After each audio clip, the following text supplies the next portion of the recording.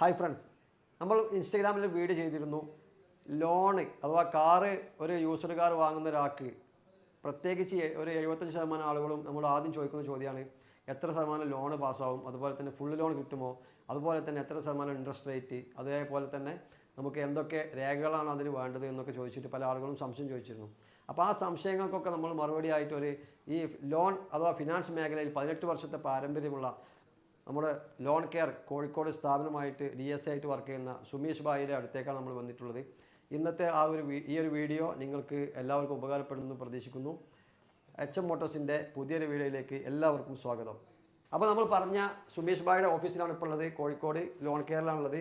നമുക്ക് സുമേഷ് ഭായിയെ ഒന്ന് നേരിട്ട് പരിചയപ്പെടാം. ഹായ്. അപ്പോൾ നമ്മളിപ്പോൾ ഉള്ളത് സുമേഷിൻ്റെ ഓഫീസിൽ കാലിക്കറ്റാണുള്ളത്. നമ്മൾ നേരത്തെ വീഡിയോയിൽ പറഞ്ഞിരുന്നു, ലോണിൽ അതുപോലെ തന്നെ ഈ ഫിനാൻസ് രംഗത്ത് ഏകദേശം 18 വർഷത്തെ പാരമ്പര്യമുള്ള ഈ ഒരു ഓഫീസ് ഇട്ടിട്ടുണ്ട്. ഏകദേശം ലോൺ കെയർ എന്ന ഓഫീസ് കോഴിക്കോട് ഇട്ടിട്ട് 10 വർഷമായിട്ടുണ്ട്. DSA ആണ് ഇപ്പോൾ നിലവിൽ ഈ ഓഫീസിൽ വർക്ക് ചെയ്യുന്നത്. ഇതിന് മുമ്പ് ഇൻഡസ്ട്രിയിലൊക്കെ മാനേജറായി വർക്ക് ചെയ്തിരുന്നു. അപ്പോൾ ഇത് ലോണിലെ ഒരു എക്സ്പേർട്ടായ ഒരാളെ നമ്മൾ നിങ്ങൾക്ക് പരിചയപ്പെടുത്താമെന്ന് പറഞ്ഞിരുന്നു. ലോണിൽ പല സംശയങ്ങളും ലോണായിട്ട് ബന്ധപ്പെട്ട് ഇപ്പോൾ യൂസ്ഡ് കാറാണെങ്കിലും ഫ്രഷ് കാറാണെങ്കിലും നിങ്ങൾക്ക് എല്ലാവർക്കും നമുക്കൊക്കെ എല്ലാ കുറേ സംശയങ്ങളുണ്ട്. ആ സംശയങ്ങൾക്ക് നിങ്ങൾക്ക് തക്കതായി മറുപടി തരാൻ പറ്റിയ എക്സ്പേർട്ടിനെ നമ്മൾ വീഡിയോയിൽ കൊണ്ടുവരുമെന്ന് പറഞ്ഞു. ഇതിലൊക്കെ നമ്മൾ ഇതിനൊന്നും പ്രൊമോട്ട് ചെയ്തുകൊണ്ടല്ല ഈ ഒരു വീഡിയോ. ഇതിലൊക്കെ നിങ്ങളായാലും നമ്മളായാലും നമ്മുടെ കസ്റ്റമർ ആയാലും ശ്രദ്ധിക്കേണ്ട കുറേ കാര്യങ്ങൾ ഇതിലൊക്കെ അടങ്ങിയിട്ടുണ്ട്. അതൊക്കെ നിങ്ങൾ പരിചയപ്പെടുത്താനും അതിന്റെ ഒരു അവബോധം സൃഷ്ടിക്കാനും വേണ്ടിയിട്ടാണ് ഈ ഒരു വീഡിയോ. അപ്പോൾ എല്ലാവരും ഈ വീഡിയോ ഫുള്ളായിട്ട് കാണുക. നമ്മുടെ ഓഫീസിലെത്തിയതിന് സ്വാഗതം. എൻ്റെ പേര് സുമീഷ്. ഞാൻ എല്ലാ ബാങ്കിന്റെയും DSA ആണ്. അപ്പൊ സുമേഷ് ഭായ്, നമ്മുടെ പ്രേക്ഷകര് പല ആളുകൾക്കും പല സംശയങ്ങളുണ്ട്. എന്താണ് DSA, എന്താണ് അതിനെപ്പറ്റി ഫസ്റ്റ് നമുക്ക് തുടങ്ങാം. എന്താണ് DSA എന്ന്? ഇപ്പൊ നിങ്ങളെ DSA ആണല്ലോ ഇപ്പൊ നിങ്ങളെ ഓഫീസ്. DSA നമ്മുടെ കസ്റ്റമറിന് എന്താണ് അതിൽ ഈസി ആയിട്ട് വരുന്നു നിങ്ങൾ പറഞ്ഞു. അതെന്താണെന്ന് പറഞ്ഞു. ബാങ്ക് ഡയറക്റ്റ് പോയി ചെയ്യുന്നതും DSAയും തമ്മിലുള്ള ഒരു വ്യത്യാസമാണ്. കസ്റ്റമറിന് എന്താണ് നമുക്ക് പറയുകയാണെങ്കിൽ കസ്റ്റമർക്ക് ഒരു കസ്റ്റമർ ഇപ്പൊ നിങ്ങളാണെങ്കിലും ഇപ്പം നിങ്ങളുടെ വീട്ടില് പല സാഹചര്യങ്ങളും ഉണ്ടാവും. ഒരു വണ്ടിക്ക് ലോൺ വേണമെങ്കിൽ നിങ്ങളിപ്പം ബാങ്കിൽ പോകണം, ബാങ്ക് ഡയറക്റ്റ് ചെയ്യണമെങ്കിൽ എല്ലാ കാര്യങ്ങളും ബാങ്കിൽ നിങ്ങൾ പോയി ചെയ്യണം. നമ്മുടെ ത്രൂ ആകുമ്പോൾ നമ്മൾ എന്ത് ചെയ്യും, നമ്മുടെ സ്റ്റാഫുകളുണ്ട്, അവരെ വീട്ടിൽ പോയി എല്ലാ പേപ്പറും എടുത്ത് അവർക്ക് കസ്റ്റമറോടേക്കും പോകണ്ട, എല്ലാ കാര്യങ്ങളും നമ്മൾ ചെയ്തു കൊടുക്കും. നമ്മളെ ബാങ്കിന്റെ റേറ്റ് ആണെങ്കിലും നമ്മൾ ചെയ്യുന്ന റേറ്റ് ആണെങ്കിലും എല്ലാം സെയിം ആയിരിക്കും. നമ്മൾ അഡീഷണൽ ഒന്നും ചെയ്യുന്നില്ല. അഡീഷണൽ റേറ്റ് ഒന്നും ഇല്ല, ഒക്കെ സെയിം ആണ്. രണ്ട് പിന്നെ ബാങ്കിൽ നമ്മള് പേപ്പറും കാര്യങ്ങളൊക്കെ കൊണ്ട് ചെന്ന് ചെയ്യുന്നതും നിങ്ങൾ ചെയ്യണം സെയിം ആയിട്ട്. അതെ, നമ്മളാകുമ്പോൾ കുറച്ചും കൂടെ കസ്റ്റമർക്ക് ഒരു ഈസി ആയി ചെയ്യാൻ പറ്റും. കസ്റ്റമർ സ്ഥാപനം എവിടെയാണോ അവിടെ പോയി നമ്മൾ ചെയ്യാനും. ബാങ്കിലാകുമ്പോൾ അവർക്ക് കുറെ തിരക്ക് കാര്യങ്ങളുണ്ടോ, നമ്മൾ ഇതിനു വേണ്ടി മാത്രം സ്പെഷ്യലൈസ് ചെയ്ത ആൾക്കാരാണ്. അപ്പൊ നമുക്ക് എന്താ വെച്ചാൽ അത് കൂടുതലായി കസ്റ്റമർക്ക് പറഞ്ഞു കൊടുക്കാനും എല്ലാ കാര്യങ്ങളും ചെയ്യാനും. ചില കസ്റ്റമേഴ്സിന് ഇപ്പൊ ബാങ്കിൽ അക്കൗണ്ട് ഉണ്ടാവില്ല.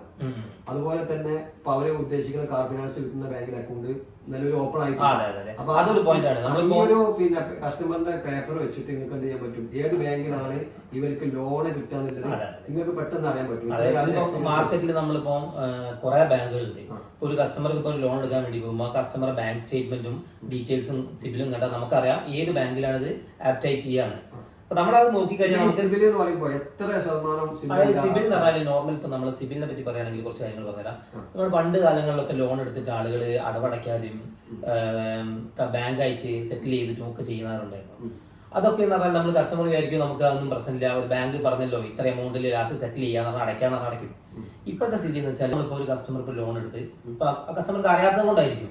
അപ്പൊ നമുക്ക് പുതിയ ഒരു ബൈക്ക് ഉപയോഗിക്കുന്ന ഒരാൾക്ക് പെട്ടെന്ന് ഒരു കാർ ഒരു ആഗ്രഹം ഉണ്ടാവുമല്ലോ, ഒരു കാർ യൂസ് ചെയ്യണം.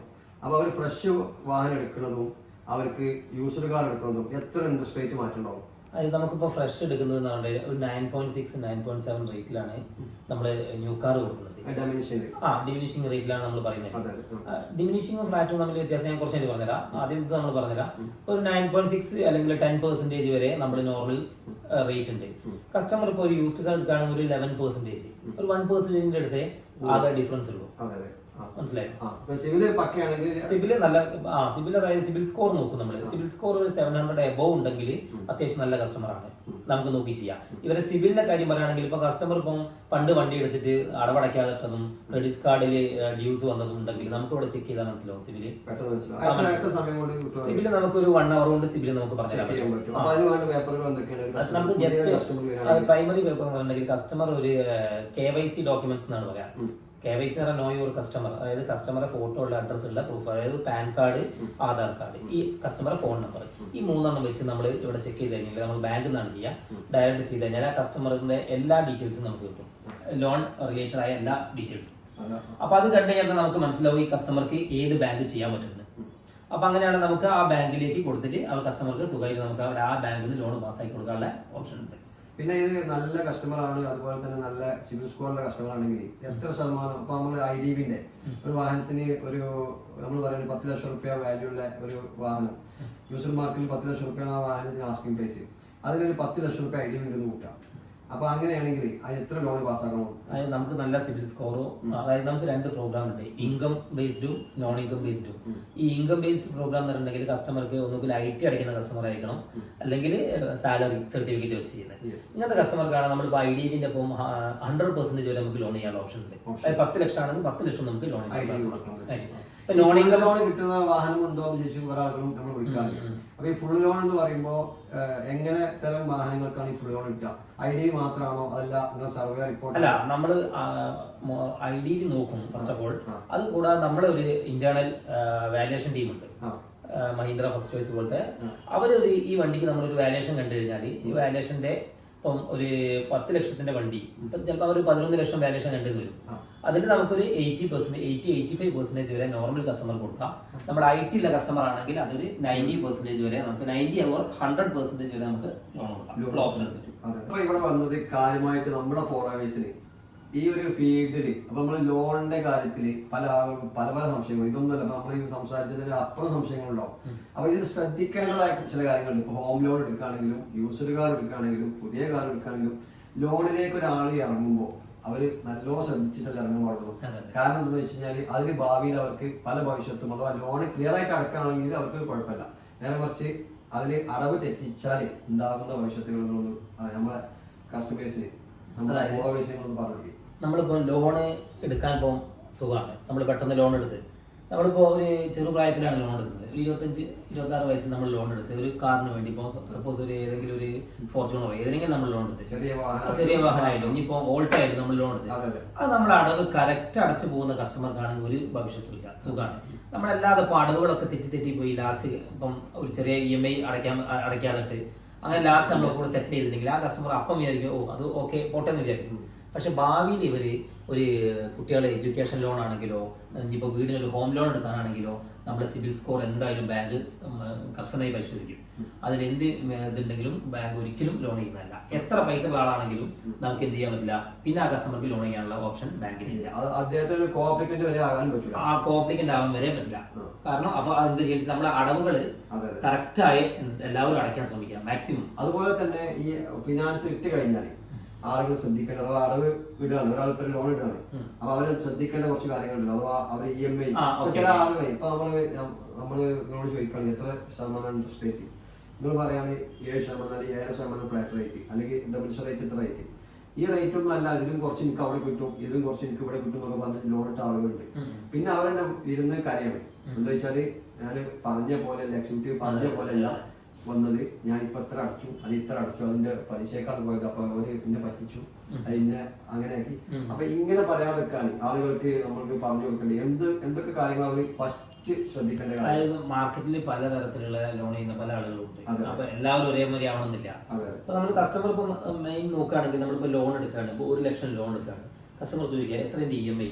ആ EMI ജസ്റ്റ് സിമ്പിൾ ആയി കൂട്ടിയാൽ തന്നെ അവർക്ക് ഏകദേശം മനസ്സിലാവും. ആ EMI ഇൻറ്റു 60 ആണ്, 60 മാസം അടിച്ചിട്ടുണ്ടെങ്കിൽ നമ്മൾ ടോട്ടൽ എന്ത് വരും, ടോട്ടൽ ഇൻട്രസ്റ്റും വരും, ടോട്ടൽ മുതലും വരും. നമ്മളെ അതിൽ ഇൻട്രസ്റ്റ് മാത്രം നമുക്ക് എടുത്ത് നോക്കുകയാണെങ്കിൽ നമുക്ക് മനസ്സിലാവും ഏകദേശം എത്രത്തോളം നമ്മളെ ഇൻട്രസ്റ്റ് ഉണ്ട് എന്നുള്ളത്. അപ്പൊ ജസ്റ്റ് നമ്മൾ ആ കസ്റ്റമറോട് ചോദിക്കുക, ആ ബാങ്കിന്റെ സ്റ്റാഫിനോട് നമ്മൾ ചോദിക്കുക എത്രയാണ് നമ്മുടെ ഇൻട്രസ്റ്റ്, കറക്റ്റ് കാര്യങ്ങൾ അവരെ എക്സൽ ഷീറ്റിൽ നമ്മൾ തരിക. അതേപോലെ തന്നെ നമ്മൾ ലോൺ എടുത്തു കഴിഞ്ഞാൽ വെരി നെക്സ്റ്റ് ഡേ മുതൽ നമുക്ക് മെയിൽ കൺഫർമേഷൻ എല്ലാം തന്നെ വരുന്നതാണ്. നമ്മൾ മെയിൽ ID നമ്മൾ ഇവിടെ കൊടുക്കും, ആപ്ലിക്കേഷനിൽ കൊടുക്കുന്നത് കാരണം നമുക്ക് മെയിലിലേക്ക് ഫർദർ എല്ലാ ബാങ്കായിട്ടുള്ള ബന്ധപ്പെട്ട എല്ലാ കാര്യങ്ങളും നമുക്ക് മെയിൽ ത്രൂ വരും. പിന്നെ ഏത് ബാങ്കാണെന്ന് നമുക്ക് ബാങ്കിനെ സമീപിക്കുക, ബാങ്കിന്റെ മാനേജറായിട്ട് സംസാരിക്കുക. അതേപോലെ എന്തുണ്ടെങ്കിലും ഫിർദൗസ് ആണെങ്കിൽ എന്നെ സമീപിച്ചോളൂ, അതിനെ പറ്റി എല്ലാ ഡൗട്ട്സുകളും നമ്മൾ തീർത്തിരുന്നതാണ്. നമ്മോട് പല കസ്റ്റമർ ചോദിക്കുന്ന ചോദ്യമാണ്, എനിക്ക് പുതിയ കാർ എടുത്താൽ പോലെ ഇതിന് ഇത്ര വർഷം കിട്ടൂലല്ലോ ലോണ്, പുതിയ വാഹനത്തിനാണെങ്കിൽ ഇത്ര വർഷം കിട്ടും, 7 വർഷം കിട്ടും, 10 വർഷം കിട്ടും എന്നൊക്കെ പറഞ്ഞു.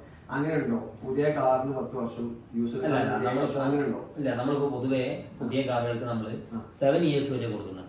ഈ 7 ഇയേഴ്സ് കൊടുക്കുന്നത് എല്ലാ കസ്റ്റമർക്കും നമ്മൾ കൊടുക്കുന്നില്ല.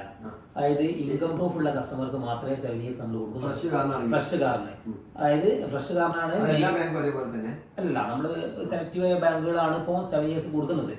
അതേപോലെ തന്നെ നമുക്കിപ്പോ യൂസ്ഡ് കാർ ആണെങ്കിൽ നമുക്ക് എന്ത് ചെയ്യാം, 3 വർഷത്തിന്റെ ഉള്ളിലുള്ള വണ്ടികൾക്ക് നമുക്ക് മാക്സിമം 36 മാസം വരെ അതിനുള്ളിൽ പഴക്കമുള്ള വണ്ടികൾക്ക് നമുക്ക് 7 ഇയേഴ്സ് കൊടുക്കാനുള്ള 2021 മോഡൽ വണ്ടിയാണെങ്കിൽ നമുക്ക് 7 വർഷം കൊടുക്കാനുള്ള യൂസ്ഡ് കാർ ആണെങ്കിലും ഫ്രഷ് ആണെങ്കിലും നമുക്ക് ഫ്രഷ് 21 ഉണ്ടാവില്ലല്ലോ. ഓക്കെ, ഫ്രഷ് കൊടുക്കുന്ന അതേപോലെ തന്നെ നമുക്ക് യൂസ്ഡിനും 7 ഇയേഴ്സ് കൊടുക്കാൻ പറ്റും. പിന്നെ അത് 2020 അല്ലെങ്കിൽ 19 ഒക്കെ ആവുമ്പോൾ അത് 5 വർഷം. അത് 5 വർഷം, പിന്നെ 5 വർഷം തന്നെയാണ്. അതൊക്കെ ഈ 5 വർഷം കിട്ടുക എന്ന് പറഞ്ഞാല് അത് നല്ല കസ്റ്റമർക്കാണ് കൂടുതലും. അല്ല, 5 വർഷം നമുക്ക് പൊതുവേ നമ്മളിപ്പോ അതായത് ഒരു 12 വർഷം നമ്മളെ എക്സിറ്റ് ഏജ് വരുന്നുണ്ട്. അതായത് ഒരു വണ്ടി എടുത്തിട്ട് ഇപ്പൊ 2015 വണ്ടിയാണെങ്കിൽ നമുക്ക് 2025 പ്ലസ് 2027 വരെ നമുക്ക് ലോൺ ചെയ്യാനുള്ള ഓപ്ഷൻ ഉണ്ട്. അപ്പൊ ഇപ്പൊ 2024 2027 പറഞ്ഞാൽ അപ്പൊ എത്ര വർഷം നമുക്ക് കാൽക്കുലേറ്റ് ചെയ്താൽ മതി. നമുക്ക് പഴക്കം കൂടുന്തോ അതിന്റെ മേലോട്ട് ഒരുവിധം ഫിനാൻസുകളൊക്കെ കൊടുക്കുന്നുണ്ട്. പിന്നെ അത് കുറഞ്ഞ എത്ര വരെയാണ്? അതായത് നമുക്കിപ്പം ഒരു 15 വർഷം വരെ ഏജ് എടുക്കാം വണ്ടിക്ക്. ഒരുവിധം വണ്ടികൾക്കൊക്കെ 15 വർഷം വരെ നമുക്ക് ഏജ് എടുത്ത് കൊടുക്കാം. മീൻസ് അതായത് 2010 വണ്ടി ഇൻട്രസ്റ്റ് റേറ്റ് കുറച്ച് കൂടും. അതെ, ഇൻട്രസ്റ്റ് ചെയ്യുള്ളൂ. അതുപോലെ തന്നെ ഈ നമ്മുടെ യൂസർ കാറിൽ വരുന്ന ഒരു പ്രധാന ഒരു ആളുകൾക്ക് പരാതി വെച്ചാല് എത്ര ഓണർഷിപ്പ് വരെയാണ് ബാങ്കിൽ കൊടുക്കുന്നത്? നമുക്കിപ്പോ ചില ബാങ്കുകൾ 5 ഓണർഷിപ്പ് വരെ ചെയ്യുന്നുണ്ട്. പക്ഷെ നമ്മുടെ ബാങ്കുകൾ അധികം ചെയ്യുന്നത് സെക്കൻഡ് ഓണർ വരെയാണ് ചെയ്യുന്നത്. ഇപ്പൊ തേർഡ് ഓണർ വരെ നമുക്ക് ഒരു ലെവലിൽ ചെയ്യാം. അപ്പൊ 5 ഓണർഷിപ്പ് ആയ വാഹനം ഇപ്പൊ നമ്മുടെ കയ്യിലുണ്ട് കൂട്ടാം. അപ്പൊ ആ 6ാമത്തെ ഓണർക്ക് ലോൺ കിട്ടാൻ ഓപ്ഷൻ ഉണ്ട്. നമുക്ക് ചില ബാങ്കുകൾ നമുക്ക് 6 ഓണർഷിപ്പ് വരെ ചെയ്യുന്നുണ്ട്. കസ്റ്റമർ ഡിപ്പെൻഡ്സ് അപ്പോൺ കസ്റ്റമർ നോക്കിയിട്ടാണ്. ഇത് അത്യാവശ്യം നല്ല കസ്റ്റമർ ഒക്കെ ആണെങ്കിൽ നമുക്ക് ഒരു 6ാമത്തെ ഓണർഷിപ്പിലേക്ക് വരെ നമുക്ക് ലോൺ പ്രൊവൈഡ് ചെയ്യും. ഇപ്പോൾ ഒരു ലോൺ എടുക്കുന്ന കസ്റ്റമർക്ക് ഫസ്റ്റ് ഓഫ് ഓൾ ഞാൻ പറഞ്ഞുതരാം നമ്മൾ എങ്ങനെയാണ് ഈ ലോണിന്റെ പ്രോസസ് എന്ന് പറഞ്ഞുതരാം. നമ്മൾ കസ്റ്റമർ ഫസ്റ്റ് തന്നെ നമ്മൾ കസ്റ്റമർ എല്ലാ ഡോക്യുമെന്റ്സും വാങ്ങും, സൈൻ ചെയ്ത് വാങ്ങും. ഇത് നമ്മൾ ബാങ്കിൽ ലോഗിൻ എന്നുള്ളൊരു പ്രൊസീജിയർ ഉണ്ട്. ആ ലോഗിൻ ചെയ്ത് കഴിഞ്ഞിട്ടുണ്ടെങ്കിൽ ഇത് ബാങ്കിന്റെ പേപ്പേഴ്സ് ഞാൻ പറഞ്ഞുതരാം. ഫസ്റ്റ് നമ്മളിപ്പോ മെയിൻ വേണ്ടത് customer photo, Aadhaar, pan card, 6 മാസം statement, latest land tax or current bill. ഇത്രയും സാധനം കിട്ടിക്കഴിഞ്ഞാൽ നമ്മൾ കസ്റ്റമർ ഇവിടെ നമ്മൾ ലോഗിൻ ചെയ്ത് കഴിഞ്ഞ് ബാങ്കിൽ എത്തിക്കഴിഞ്ഞാൽ ബാങ്കിൽ നിന്ന് അത് ക്രെഡിറ്റിന്റെ ടീമിലേക്ക് എത്തും. ക്രെഡിറ്റിന്റെ ടീം അത് വെരിഫൈ ചെയ്തിട്ട് ഈ കസ്റ്റമർക്ക് എത്രയാണോ എലിജിബിലിറ്റി വെച്ചാൽ ആ എലിജിബിലിറ്റിക്ക് ആ ലോൺ പാസ്സാക്കും. പാസ്സായി കഴിഞ്ഞാൽ നമുക്ക് ഇവിടെ വന്നു കഴിഞ്ഞാൽ നമ്മൾ ആ കസ്റ്റമറോട് പറയും, നിങ്ങൾക്ക് ഇപ്പോൾ ഇത്ര എമൗണ്ട് ഒരു 10 ലക്ഷം എടുക്കുന്ന വണ്ടി 10 ലക്ഷത്തിന് എടുക്കുന്ന ഒരു കസ്റ്റമർ ആണെങ്കിൽ ഒരു 8 ലക്ഷം രൂപ നമുക്ക് പാസ്സായെങ്കിൽ ആ കസ്റ്റമർ നമ്മൾ പറയും സാർക്ക് ഒരു 8 ലാക്സ് പാസ്സായിട്ടുണ്ട് എന്ന് പറയും. അത് കഴിഞ്ഞാൽ നമ്മുടെ ഫസ്റ്റ് സ്റ്റെപ്പ് കഴിഞ്ഞ് ഈ സെക്കൻഡ് സ്റ്റെപ്പാണ് വരുന്നത്. അതായത് നമുക്ക് പിന്നെ വരുന്നത് ഇതിന്റെ ഡിസ്പേഴ്സ്മെന്റ് എന്നുള്ള ഒരു പ്രോസസ്സാണ്. അതായത് ആ സമയത്ത് നമ്മൾ ഈ പറയുന്ന ഇപ്പോൾ ഒരു 8 ലാക്സ് നമ്മൾ അതിന്റെ EMI-യും കാര്യങ്ങളും പിന്നെ അതിന്റെ എന്നാണോ EMI വരുന്ന ഡേറ്റ് പറഞ്ഞു കൊടുക്കും, ഇൻട്രസ്റ്റ് റേറ്റ് പറഞ്ഞു കൊടുക്കും, എല്ലാ കാര്യങ്ങളും പറഞ്ഞിട്ട് കസ്റ്റമർ കൺവിൻസ് ആയി കസ്റ്റമർക്ക് ഓക്കെ ആണ് എന്ന് പറയുകയാണെങ്കിൽ നമ്മൾ കസ്റ്റമർ എടുത്ത് ഇപ്പോൾ വരുന്നത് ഇനാക്സ് എന്ന് പറഞ്ഞൊരു സിസ്റ്റമാണ്. പണ്ടൊക്കെ നമ്മൾ ചെക്ക് വാങ്ങലായിരുന്നു. ഇപ്പൊ ഇനാക്സ് നമ്മളിവിടുന്ന് ബാങ്കിൽ നിന്ന് ഡയറക്റ്റ് കസ്റ്റമറെ നമ്പറിലേക്ക് ഒരു ലിങ്ക് പോവുക ചെയ്യാം. ബാങ്കിന്റെ ലിങ്ക് ആ ലിങ്ക് പോയി കഴിഞ്ഞാൽ ആ ലിങ്ക് കസ്റ്റമർ ഓപ്പൺ ആക്കി കഴിഞ്ഞാൽ കസ്റ്റമർക്ക് അതിൽ കാണാൻ ഡീറ്റെയിൽസ് എല്ലാം, customer loan amount, EMI details മൊത്തം ഉണ്ടാവും. അത് customer okay, customer debit card വെച്ചിട്ട് ചെയ്യേണ്ട സാധനമാണ്. ആ ഡെബിറ്റ് കാർഡ് നമ്പറും കാര്യങ്ങളും അടിച്ച് അത് ഓക്കെ അടിച്ചാൽ കസ്റ്റമർ എന്ത് ചെയ്ത് ഇനാച്ച് സക്സസ് ആയി. അതായത് എല്ലാ മാസവും കസ്റ്റമർക്ക് അടവ് പോകാനുള്ള ഒരു സൊല്യൂഷൻ ആണ്. അത് കസ്റ്റമർക്ക് കുറച്ച് എളുപ്പമുള്ള പണിയാണ്. പണ്ട് നമ്മൾ ഫുൾ ചെക്ക് തരേണ്ടിയിരുന്നു. 36 അടവാണ് 36 ചെക്ക് ആയിരുന്നു പണ്ടൊക്കെ വാങ്ങാറ്. പിന്നെ അത് ECS ആയി 4 ചെക്കായി കുറഞ്ഞ്. പിന്നെ കസ്റ്റമർക്ക് ഇപ്പൊ ചെക്കൊന്നും ആരെടുത്തും ഉണ്ടാവില്ല. കാരണം നമ്മൾ അധികം ആളുകൾ ഓൺലൈൻ ട്രാൻസാക്ഷൻ ഇതാണ്. അതുകൊണ്ട് ബാങ്ക് കുറച്ചും കൂടി അഡ്വാൻസ്ഡ് ആയിട്ട് ചെയ്യുന്ന സാധനമാണ് ഇനാക്സ് എന്ന സംഗതി. അത് ചെയ്ത് കഴിഞ്ഞാൽ അതേപോലെ തന്നെ ഈ എഗ്രിമെന്റും ഉണ്ട്. കസ്റ്റമർക്ക് ഇതേമാതിരി ലിങ്ക് പോയിട്ട് ഒരു ഇതേപോലെ OTP വെച്ച് ചെയ്യാം. കസ്റ്റമർ ഡീറ്റെയിൽസും കാര്യങ്ങളും എല്ലാം ഉണ്ടാവും. അത് കഴിഞ്ഞ് കഴിഞ്ഞാൽ ഇത് ഡിസ്ബേഴ്സ്മെന്റ് പൂർണ്ണമായി കഴിഞ്ഞാൽ നമുക്ക് ഇവിടെ ഫണ്ട് വരും. ആ ഫണ്ട് ഡയറക്റ്റ് നമ്മൾ ഡീലർക്കോ കസ്റ്റമർക്കോ. അതായത് നമ്മളിപ്പം ലോഗിൻ എന്ന് പറഞ്ഞല്ലോ ഞാൻ, കസ്റ്റമർ എല്ലാ ഡോക്യുമെന്റ്സും വാങ്ങി നമ്മളിപ്പം ഒരു മൺഡേ ആണ് കസ്റ്റമർ എല്ലാ ഡോക്യുമെന്റ്സും തന്നെങ്കിൽ നമ്മൾ മൺഡേ എന്ത് ചെയ്യും, ഇത് നമ്മൾ ലോഗിൻ ചെയ്ത് കഴിഞ്ഞാൽ വെരി നെക്സ്റ്റ് ഡേ ട്യൂസ്ഡേ തന്നെ കസ്റ്റമർ അടുത്തേക്ക് വണ്ടിയുടെ വാല്യുവേഷനും പോവും. അതേമാതിരി കസ്റ്റമർക്ക് ഒരു വെരിഫിക്കേഷൻ ഉണ്ട്. അതായത് കസ്റ്റമറെ ഡീറ്റെയിൽസ് ഒന്ന് ചെക്ക് ചെയ്യലും. അതേപോലെ ഇപ്പം പല ഫ്രോഡ് കസ്റ്റമറും കാര്യങ്ങളൊക്കെ ഇറങ്ങുന്നതാണ്. അപ്പം ബാങ്കിന്റെ ഭാഗത്ത് എൻഷുർ ചെയ്യാൻ വേണ്ടി എന്ത് ചെയ്യും, ഒരു വെരിഫിക്കേഷൻ ചെയ്യും. അതേപോലെ വണ്ടി വാല്യുവേഷൻ ചെയ്യും. അത് കഴിഞ്ഞാൽ ഇപ്പം മൺഡേ നമ്മൾ ചെയ്ത് ട്യൂസ്ഡേ ആകുമ്പോഴത്തേക്ക് ഇതെല്ലാം കഴിഞ്ഞിട്ട് നമുക്ക് വെനസ്ഡേ ആകുമ്പോഴത്തേക്ക് നമുക്ക് ഇതിന്റെ എന്ത് ചെയ്യും അപ്രൂവൽ വന്ന് ആ സെയിം ഡേ തന്നെ നമുക്ക് ഡിസ്കസ് ചെയ്യാം. പിന്നെ അതേപോലെ തന്നെ ഇതിൽ ചില ആളുകൾ ഇപ്പൊ 10 ലക്ഷം ലോൺ പാസ്സാക്കി, അപ്പൊ അവർക്ക് ഫണ്ട് 10 ലക്ഷം തന്നെ കിട്ടില്ലല്ലോ. 10 ലക്ഷം പാസ്സായി കഴിഞ്ഞാൽ അതിലൊരു സർവീസ് ചാർജ്, സർവേ ചാർജ് ഉണ്ട്, അതുപോലെ തന്നെ പ്രോസസിംഗ് ചാർജ് ഉണ്ട്, RTO ചാർജ്. ഈ ഒരു സംഗതിയിൽ കുറെ ആളുകൾ കൺഫ്യൂഷൻ ഉണ്ട്.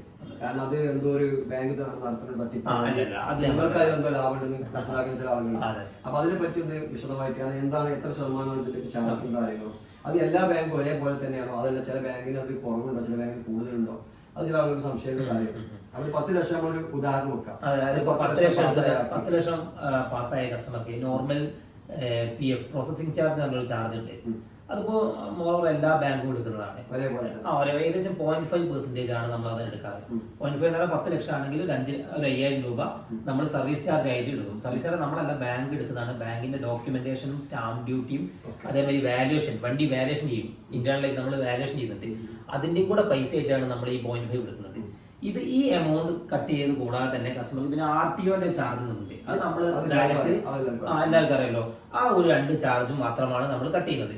പിന്നെ കസ്റ്റമർക്ക് വേണമെങ്കിൽ ഇൻഷുറൻസ് എടുക്കാം. അതായത് നമുക്കിപ്പോ ഒരു 10 ലക്ഷം എടുക്കുന്ന കസ്റ്റമർക്ക് അത് ഓപ്ഷനിലാണ്.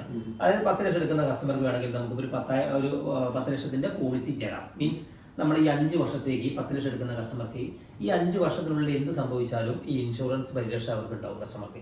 അതായത് കസ്റ്റമർക്ക് എന്തെങ്കിലും ഡെത്ത് സംഭവിക്കുകയാണെങ്കിൽ നമ്മുടെ ബാങ്ക് ഇൻഷുറൻസ് കമ്പനിയായി ബന്ധപ്പെട്ട് ആ ലോൺ എമൗണ്ട് ബാങ്ക് ക്ലോസ് ചെയ്യുന്നതാണ്. അത് കാരണം കസ്റ്റമർക്ക് ബാധ്യതയാവില്ല. അപ്പോൾ ഇത്രയും നേരം നമ്മളുമായി ചെറിയ സംശയങ്ങളാണെങ്കിലും നമുക്ക് വേണ്ട അറിവുകൾ, നമ്മുടെ പ്രേക്ഷകർക്ക് വേണ്ട അറിവുകൾ പറഞ്ഞു തന്ന സുമേഷ് ഭായിക്ക് നന്ദി. ഈ ഒരു വീഡിയോ നിങ്ങൾക്ക് എല്ലാവർക്കും ഉപകാരപ്പെടുമെന്ന് കരുതുന്നു. അതുപോലെ തന്നെ നിങ്ങൾക്ക് ഇനിയും പല സംശയങ്ങളും ഉണ്ടായേക്കാം. അത് ഈ ഒരു വീഡിയോയുടെ താഴെ കമൻ്റായിട്ട് രേഖപ്പെടുത്തുക. വരും ദിവസങ്ങളിൽ നമ്മൾ ഇതുപോലെ എക്സ്പേർട്സ് ആയ ഇനി ഇൻഷുറൻസിൻ്റെ കേസാവട്ടെ നിങ്ങളുടെ സംശയങ്ങൾക്ക് വ്യക്തമായ മറുപടിയുമായിട്ട് നമുക്ക് വീണ്ടും വരാം. Thank you.